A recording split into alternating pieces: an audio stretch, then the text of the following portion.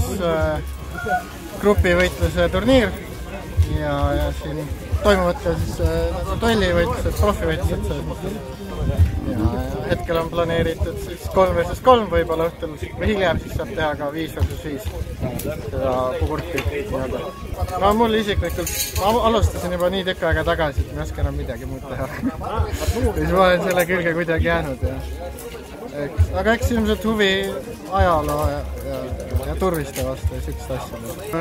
No, meil on süksed nagu vestid, mille külge me neid nagu asju paneme. Siin massivõitluses on vaja natuke lisakaitset. Ja aga noh, eks mõnele silga panemine on rohkem raskem, mõnele on kergem. Nagu olemas on nagu reeglid, et nagu ei torka ja ei löö nagu noh, kusagile põlve õnneldesse.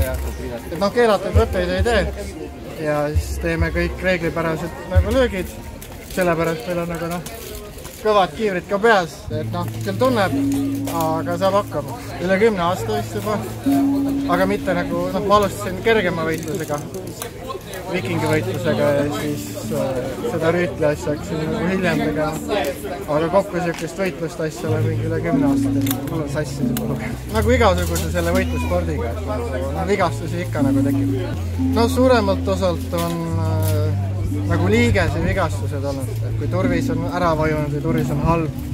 Et noh, sinikad on hästi palju, põlvevigastusi on natukene rohkem, aga noh, ühe korra vist ühel tüübil juhtus nii, et tal oli halb kiiver ja ta läks massivõitlusesse ja sai sealt nagu päris hea obadus, aga noh, see on üks ainukene asi, mis ma nagu tean ja see oli mingi 4-5 aastat tagasi.